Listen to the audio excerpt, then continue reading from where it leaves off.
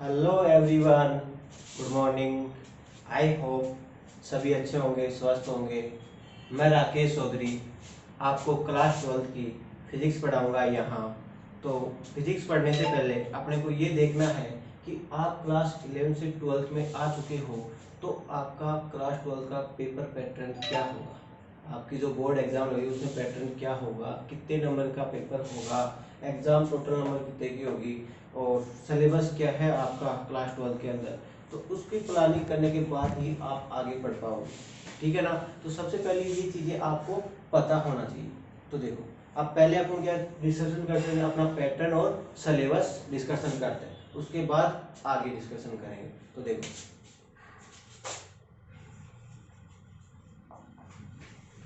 Last 12 क्या पढ़ेंगे, physics मतलब भौतिक विज्ञान। भौतिक विज्ञान, तो भौतिक विज्ञान क्या है आप सभी वैसे जानते हो, फिर भी मैं बता देता हूँ कि प्रकृति के बारे में अध्ययन, प्रकृति के बारे में अध्ययन क्या कहलाता है, भौतिक विज्ञान, ठीक है ना। तो अब देखो, आपका टोटल पेपर कितने नंबर का होगा, 100 नंबर।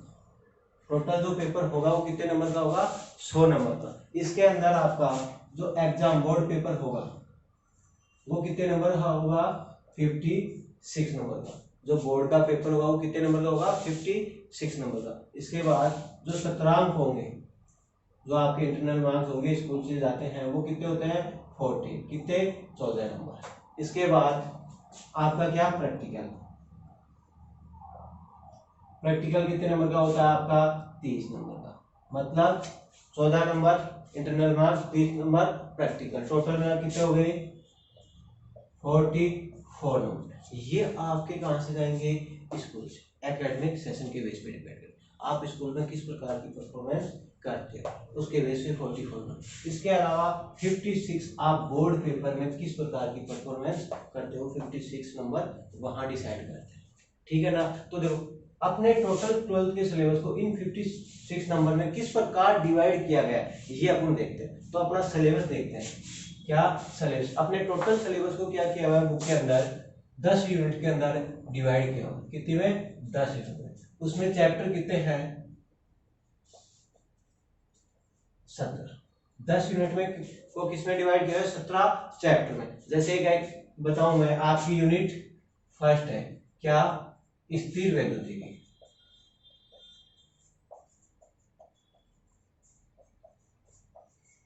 स्थिर वैद्युतिकी, इसमें आपके कितने चैप्टर हैं, 4 चैप्टर। इसको कितने में डिवाइड किया हुआ है, 4 चैप्टर में। फर्स्ट कौन सा है आपका, विद्युत क्षेत्र, विद्युत क्षेत्र। सेकंड कौन सा है, गॉस का नियम व इसके अनुप्रयोग, गॉस का नियम व इसके अनुप्रयोग। तीसरा कौन सा है, विद्युत विभव, विद्युत विभव, इलेक्ट्रिक पोटेंशियल। और फोर्थ कौन सा है, धारिता, कैपेसिटर। यानी कि फर्स्ट यूनिट को आपके 4 चैप्टर में डिवाइड किया है। ये फर्स्ट यूनिट कितने नंबर की है, 7 नंबर की। मतलब अगर आप ये 4 चैप्टर कंप्लीट करते हो तो आपके यहाँ से कितने नंबर क्लियर होते हैं, 7 नंबर। कितने, 7 नंबर, ठीक है ना। तो देखो, अब अपन सबसे पहले पढ़ेंगे कौन सी, फर्स्ट यूनिट। यूनिट फर्स्ट में स्थिर वैद्युतिकी में क्या पढ़ेंगे, विद्युत क्षेत्र। तो इससे पहले अपन को ये पता होना चाहिए कि स्थिर वैद्युतिकी क्या है, स्थिर वैद्युतिकी क्या है। तो इस नाम से ही ये सारे चैप्टर क्लियर होंगे। तो देखो, उससे पहले कुछ थोड़ा सा अलग डिस्कशन करते हैं कि अपना टोटल सिलेबस क्या है उनका, उसके बाद फर्स्ट यूनिट स्टार्ट करते हैं। तो देखो, जैसे हम ये देखें कि फिजिक्स क्या है, एक पेड़ है। फिजिक्स क्या है, एक पेड़ की तरह है।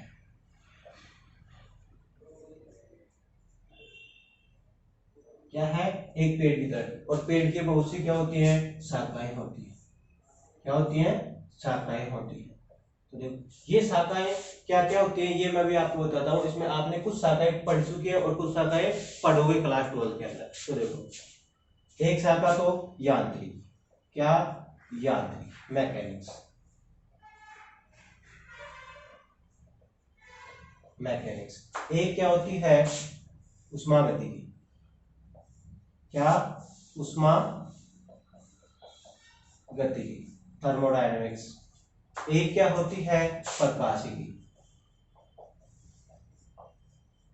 ऑप्टिक्स। एक क्या होती है साउंड फिजिक्स मतलब ध्वनि भौतिकी। फिर आगे चलते हैं, एक क्या होती है क्वांटम भौतिकी। एक क्या होती है न्यूक्लियर मतलब नाभिकीय भौतिकी।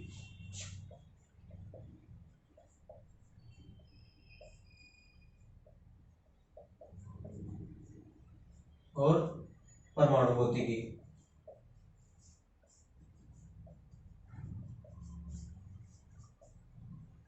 एक क्या होती है विद्युत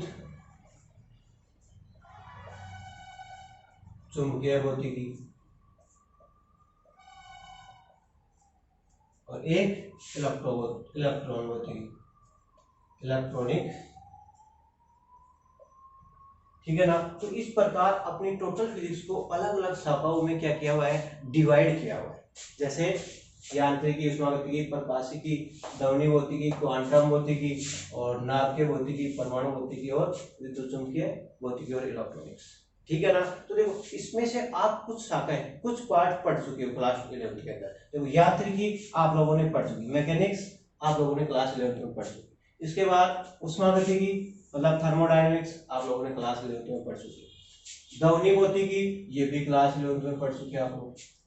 इस प्रकार कुछ चैप्टर आप लोगों ने पढ़ चुके, कुछ चैप्टर आप क्लास 12th के अंदर पढ़ोगे। ठीक है ना। जैसे अपनी क्लास 12th के सिलेबस के अकॉर्डिंग देखें तो देखो आप क्या पढ़ोगे, एक तो ऑप्टिक्स जो अपनी क्लास 12th के अंदर सिलेबस है। फिर क्वांटम भौतिकी इसका भी कुछ चैप्टर है तो आप क्लास 12th के अंदर पढ़ोगे।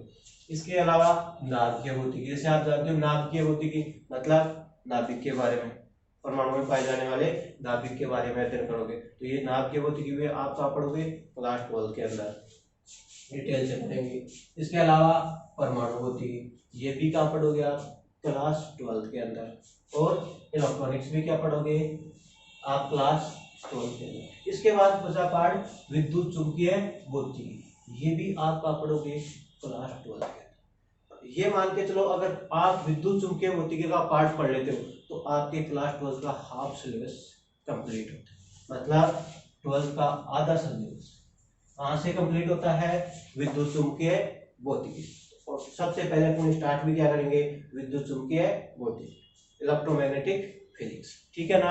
ये पार्ट ही अपन क्या करेंगे स्टार्ट करेंगे। तो देखो अब इस पार्ट को देखते हैं, ये आपको समझ में आ रहा होगा कि क्या फिजिक्स। अब देखो इसके अंदर छोटी छोटी टहनियां पत्तियां वो निकल सकती हैं, आप अलग अलग पार्ट जिसके अंदर अपन डिटेल से बाद में डिस्कशन करेंगे। जैसे ये पार्ट पढ़ेंगे तो इसके अंदर डिस्कशन करेंगे, ये पार्ट इसके अंदर डिस्कशन करेंगे। ठीक है ना। तो देखो आगे देखते हैं।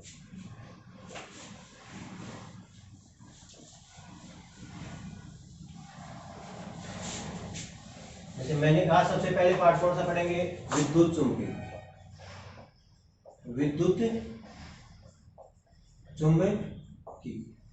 मतलब इलेक्ट्रोमैग्नेटिक।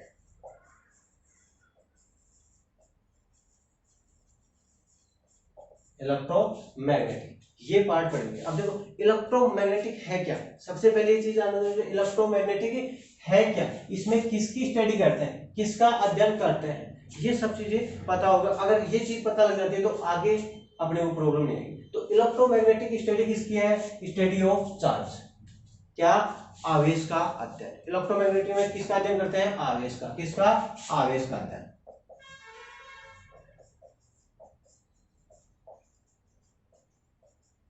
किसका अध्ययन करते हैं इलेक्ट्रोमैग्नेटिक के अंदर आवेश का अध्ययन। अब आवेश क्या है आपके माइंड में सब में ये आ रहा होगा आवेश क्या है, तो उसको अभी जस्ट अगला ही टॉपिक लेके उसको समझाया जाएगा कि आवेश क्या है कहाँ से आता है। तो इससे पहले ये देखते हैं कि विद्युत चुंबकीय मतलब इलेक्ट्रोमैग्नेटिक को आवेश के बेस पे किस प्रकार डिवाइड किया हुआ है। तो देखो आवेश के बेस पे इलेक्ट्रोमैग्नेटिक को भी 3 पार्टों में डिवाइड किया हुआ है। कौन कौन से, स्थिर वैद्युतीय,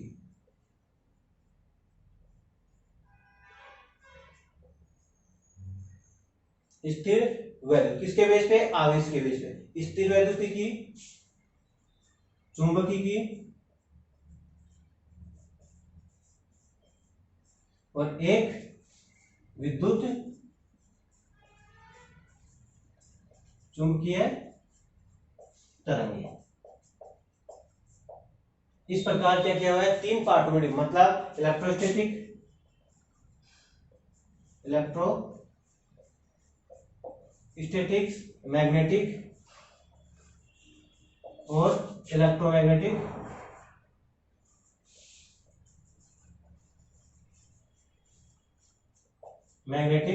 वेव, मतलब EMW।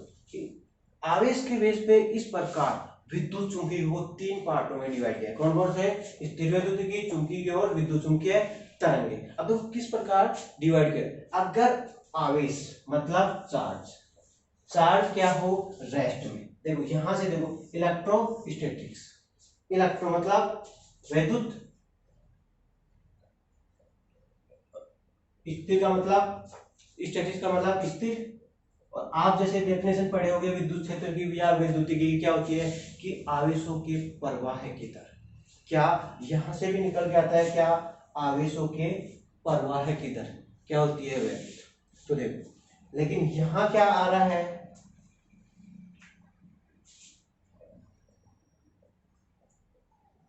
स्थिर, यानी कि आवेश किस कंडीशन में है? स्थिर अवस्था में।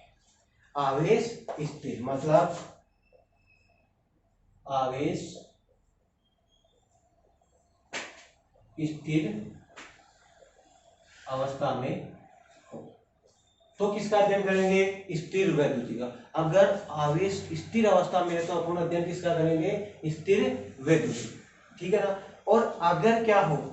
आवेश देखो गतिशील हो, आवेश कांस्टेंट वेलोसिटी से क्या हो? गतिशील, नियत वेग से गतिशील हो, तो उसका अध्ययन किसके अंदर करेंगे? विद्युत चुंबकीय के अंदर। आवेश नियत वेग से गतिशील हो तो उसका अध्ययन अपन किसमें करेंगे? विद्युत चुंबकीय के अंदर। आवेश अगर गतिशील हो तो विद्युत चुंबकीय, और अगर आवेश क्या हो? त्वरित गति मतलब परिवर्तनशील वेग से गतिशील हो, परिवर्तनशील वेग से गतिशील हो तो उसका अध्ययन अपन किसमें करेंगे? विद्युत चुंबकीय के। मतलब A बराबर dV अपॉन क्या होता है? dt। और A क्या है यहाँ पे? त्वरण, मतलब आवेश क्या कर रहा हो? त्वरित गतिशील हो। आवेश त्वरित गतिशील हो तो क्या होगा? उसका अध्ययन विद्युत चुंबकीय तरंगों के अंदर करेंगे। आवेश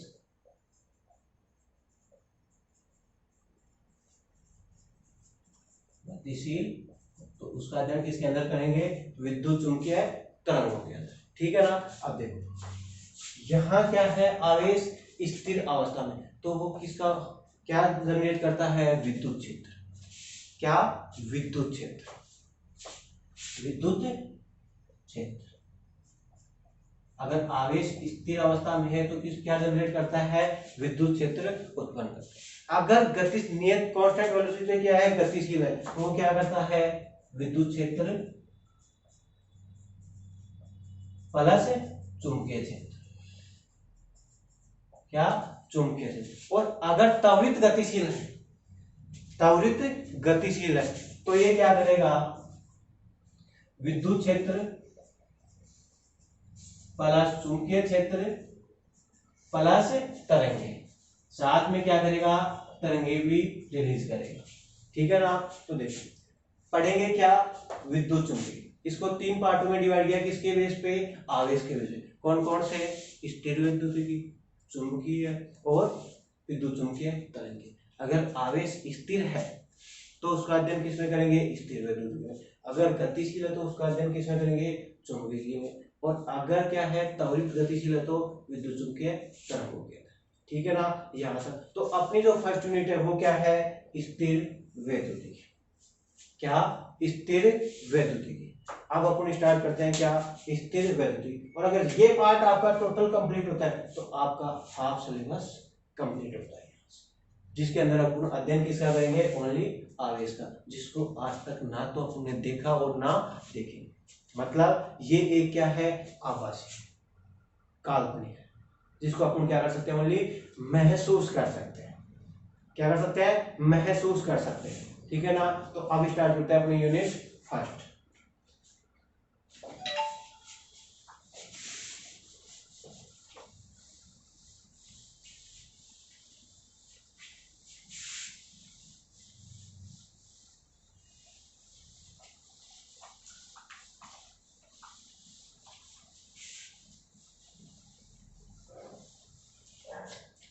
यूनिट फर्स्ट क्या थी, स्थिर विद्युतिकी। इसमें फर्स्ट चैप्टर क्या है, विद्युत क्षेत्र। क्या है, विद्युत क्षेत्र। तो देखो विद्युत क्षेत्र, अभी मैंने बताया विद्युत क्या होती है, आवेशों के प्रवाह की दर। तो सबसे पहले नाम क्या आ रहा है, तो स्थिर विद्युतिकी क्या है, जहां आवेश क्या हो, स्थिर। तो देखो सबसे पहले नाम आ रहा है क्या, आवेश। क्या, आवेश। अध्ययन किसका करेंगे, आवेश। तो अपने को सबसे पहले ये पता होना चाहिए आवेश क्या है, कहां से आया, कितने प्रकार का होता है, किस प्रकार वर्क करता है, मतलब इसके टोटल गुण अपने को पता होना चाहिए, तब जाके अपन आगे स्टडी कर सकते हैं। वरना डायरेक्ट आगे पढ़ेंगे तो आप लोगों के माइंड में आएगा कि ये है क्या आवेश, आया कहां से। तो सबसे पहले आवेश, कि आवेश आया कहां से, आया कहां से। हिस्ट्री होती है किसी ना, हर किसी की कहीं ना कहीं से हिस्ट्री होती है। ये थोड़ी है कि वो कहीं आ गया, चुपचाप आ गया, आज चला गया, उसका बैक तो होता है ना, कहाँ से आया वो। तो देखो आवेश, आवेश कहाँ से आता है। आप सभी ने देखो, एक एग्जांपल देता हूँ मैं कि आवेश आया कहाँ से। आप सभी बालों में कंघी करते हो ना, तो कंघी करने के बाद सब उसको रख देते हो, किसी ने ध्यान नहीं दिया। आप कंघी करके आज पता है क्या करो, छोटे छोटे कागज के टुकड़े करना या मिट्टी के कण, उनके पास उस कंघी को बालों में रगड़ने के बाद उन छोटे छोटे कागज के टुकड़ों के पास ले जाना। कंघी क्या करेगी, इन कागज के टुकड़ों को अपनी तरफ आकर्षित करने की कोशिश करेगी। क्या करेगी, आकर्षित करने की कोशिश करेगी, या मिट्टी के टुकड़ों को, कणों को अपनी ओर चिपका लेगी। तो ये किस कारण हुआ, ये किस कारण हुआ कि क्या हो रही है, कि कंघा अपने मिट्टी के कण चिपका रहा है या कागज के टुकड़ों को अपनी ओर आकर्षित कर रहा है। क्यों, क्योंकि उस पे क्या हुआ, जब आप बालों से रगड़े या रब किया तो उस पे क्या हुआ कि एक ऐसा गुण उत्पन्न हो गया जिससे वो क्या हो रहा है, वस्तुओं को अपनी ओर आकर्षित कर रहा है। यही गुण क्या कहलाता है, आवेश। यानी कि उस पे क्या जनरेट हो गया, उत्पन्न हो गया, आवेश उत्पन्न हो गया। क्या उत्पन्न हो गया, आवेश। किसके कारण, घर्षण के कारण। आप लोगों ने क्या किया, बालों से में कंघी की, कंघी को फिर क्या किया, मिट्टी के कणों के पास लेके गए, तो ये क्या गया, मिट्टी के कणों को अपनी ओर आकर्षित कर रहा है। किसके कारण हुआ, घर्षण के कारण। तो घर्षण के कारण क्या उत्पन्न हो गया, उस कंघी के अंदर आवेश उत्पन्न हो गया, और ये आवेश क्या कर रहा है, उनको अपनी तरफ आकर्षित कर रहा है। ठीक है ना। तो देखो आवेश उत्पन्न कहां से हुआ, जब अपन क्या किया, किसी वस्तु को दूसरी वस्तु से क्या कर रहे हैं, घस रहे, मतलब रब कर रहे हैं या घर्षण करवा रहे हैं, तो उस पर कुछ ना कुछ आवेश, ऐसा गुण उत्पन्न हो रहा है जो वस्तुओं को आकर्षित या प्रतिकर्षित कर रहा है। यही गुण क्या कहलाता है, उसका आवेश या आवेशन। और ये प्रक्रिया क्या कहलाती है, आवेशन प्रक्रिया। ठीक है ना। तो आवेश कहां से आया, कि बालों पे कंघी करने से, मतलब घर्षण। दूसरा एग्जांपल देखें तो देखो, एक गुब्बारा लो, उसमें हवा भरो, उसको किसी रेशम के कपड़े से रब करो। रब करने के बाद उसको क्या, किसी दीवार से हटा दो, वो दीवार के चिपक जाएगा। क्यों, क्योंकि उसमें भी क्या हुआ, रब करने पे क्या हुआ, आवेश उत्पन्न हो गया। क्या हुआ, आवेश उत्पन्न हो गया। ये आवेश उत्पन्न होने की वजह से क्या हो रहा है, ये दीवार से चिपक रहा है, मतलब दीवार को क्या कर रहा है, आकर्षित कर रहा है। ठीक है ना। तो ये क्या करेगा, दीवार से सट जाएगा। इस प्रकार क्या हुआ, घर्षण के कारण किसी वस्तु में क्या हो रहा है, एक ऐसा गुण उत्पन्न हो रहा है जो वस्तु को आकर्षित या प्रतिकर्षित कर रहा है, मतलब उनसे दूर हट रहा है या उनके पास आ रहा है। तो यही गुण क्या कहलाता है, वस्तु के अंदर आवेश कहलाता है। क्या आवेश होता है, मतलब कोई भी पदार्थ है उसके अंदर क्या होता है आवेश, नेचुरल गुण। आवेश क्या होता है, नेचुरल गुण होता है, उसमें खुद में निहित होता है। अब वो उत्पन्न कैसे किया जाता है ये अपने ऊपर डिपेंड, उसके लिए अलग अलग विधियां हैं, जैसे घर्षण है, प्रेरण है, कंचालन संपर्क से है। तो ये क्या है, अलग अलग विधियों से उसमें आवेश उत्पन्न कर सकते हैं, जबकि आवेश उस पदार्थ के अंदर क्या है, निहित गुण है, नेचुरल गुण है, पहले से निहित होता है। तो देखो आवेश कहाँ से आया, घर्षण से। किसी पदार्थ को किसी दूसरी वस्तु से क्या किया, घर्षण किया, तो उसमें क्या उत्पन्न हो रहा है, आवेश उत्पन्न हो रहा है। अब देखते हैं आवेश के प्रकार, कहाँ उत्पन्न किससे हुआ, घर्षण से, संपर्क से और प्रेरण से। ये विधियां अपन डिटेल से भी पढ़ेंगे अभी। फिर आवेश के प्रकार, आवेश कितने प्रकार का होता है, आवेश दो प्रकार होता है। एक वैज्ञानिक था बेंजामिन फ्रैंकलिन, इसने कितने प्रकार का बताया, कुछ प्रयोग किए, उसके बेस पे आवेश को कितने प्रकार का बताया, दो प्रकार का, दो प्रकार। कौन कौन से, धनात्मक और ऋणात्मक। आवेश कितने प्रकार के, दो प्रकार के, धनात्मक और ऋणात्मक। अब इसने क्या किया, इसी प्रकार एक प्रयोग और किया, प्रयोग के बेस पे इसने बताया कि अगर समान आवेश है, किसी पदार्थ पर समान आवेश है, तो उनके मध्य क्या होता है, प्रतिकर्षण। अगर समान आवेश है तो उनके मध्य क्या होता है, प्रतिकर्षण। यानी कि अगर दोनों वस्तुओं पे क्या है, प्लस और प्लस, तो ये दोनों वस्तुएं क्या करेंगी, एक दूसरे को दूर हटाने की कोशिश करेंगे, मतलब दोनों के बीच में क्या होगा, प्रतिकर्षण होगा। अगर माइनस और माइनस है तो ये क्या करेंगे, एक दूसरे को दूर हटाएंगे, ये इसको इधर धकेलेगी, ये इसको इधर धकेलेगी, मतलब दूर हटाएंगे। और अगर दोनों वस्तुओं पे क्या अलग अलग चार्ज है, एक पे प्लस और एक पे माइनस, तो ये क्या करेंगी, दोनों एक दूसरे को अपनी तरफ खींचने की कोशिश करेंगे, मतलब दोनों क्या होंगे, पास पास आकर्षित करेंगे एक दूसरे को। मतलब आवेश कितने प्रकार के हो गए, दो प्रकार, धनात्मक और ऋणात्मक। और फिर अगर समान आवेश है तो उनमें क्या होगा, प्रतिकर्षण, और असमान आवेश है तो उनमें आकर्षण, मतलब प्लस प्लस प्रतिकर्षण, माइनस माइनस प्रतिकर्षण, जबकि प्लस माइनस में क्या होगा, आकर्षण। आवेश कहाँ से आया, कितने प्रकार का होता है और उनके गुण, मतलब समान में क्या प्रतिकर्षण, असमान में आकर्षण। ठीक है ना, अब देखते हैं आगे।